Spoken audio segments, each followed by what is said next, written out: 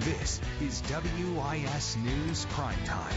Well, good evening, and thanks so much for joining us for WIS News Primetime. I'm Greg Adeline. And I'm Hannah Burbank. Every weekday at 7:30, we'll be here to tell the untold stories of kindness, community, and hope across the Midlands. And tonight, we see how the power of a microphone and a message can be used to inspire change despite the size of a platform. Here on Primetime, we highlight the stories of those working to make a difference. Well, one local podcast host is also giving a spotlight to those with a story to tell in hopes of having a positive impact on the community. Our Sam Shapiro joins us live in the studio to tell us a little bit more about the creator of the Lost in the Midlands podcast and what inspired him to create a space for storytellers to share. Sam? Yeah, that's right, you guys. I spoke with the creator of Lost in the Midlands, Wright Brennan, today, who told me about how he got this podcast started. And he says he got the idea to create the platform right around COVID. It's kind of become a passion. You know, I love running my business, but the podcast has been something I can do to give back, helps me connect with people. I'm a people person. So it's the whole, journey's been awesome. This podcast Wright Brennan is talking about has become a platform for many across the Midlands who are using their life experiences in the work they do every day.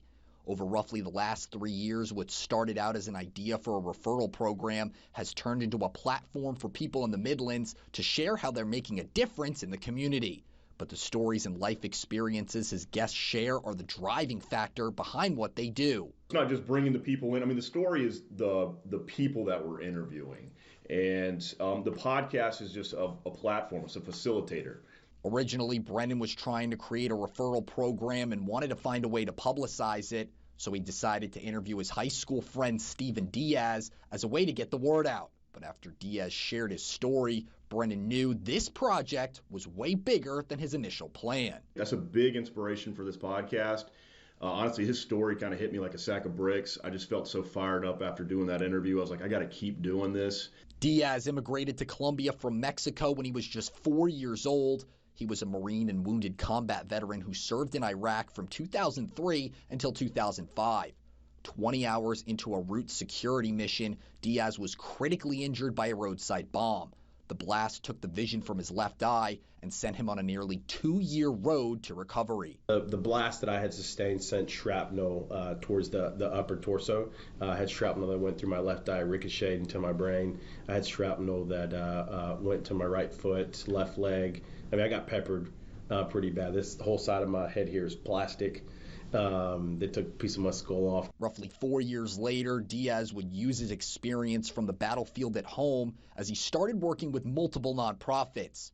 One organization he wanted to help was Hidden Wounds, who provides suicide prevention resources for veterans across the Midlands.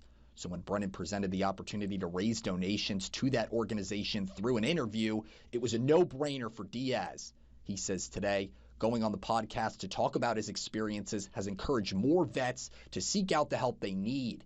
Diaz says that and talking about what he's been going through has been therapeutic for him.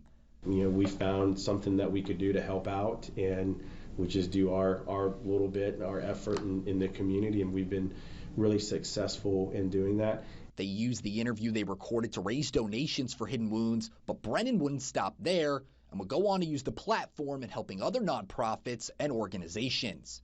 Through the podcast, Brennan also raised support for organizations like Palmetto Place, Celebration Freedom, and Make-A-Wish in South Carolina.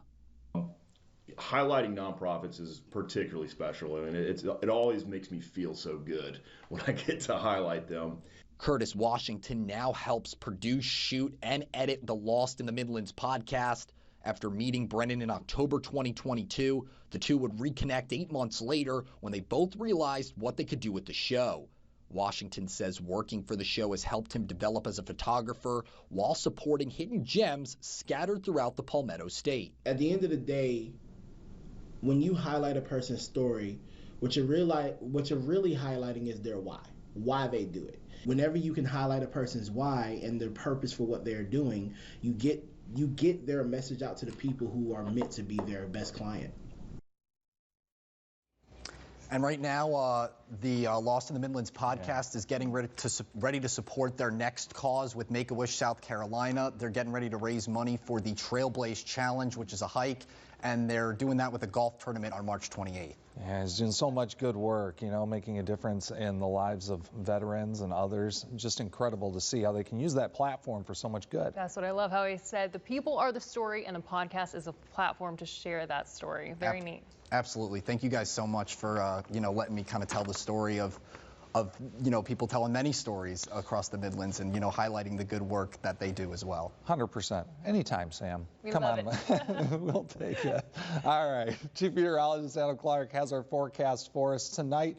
And Adam, it looks as though we can enjoy at least one more nice day. Yes, we had a gorgeous day today.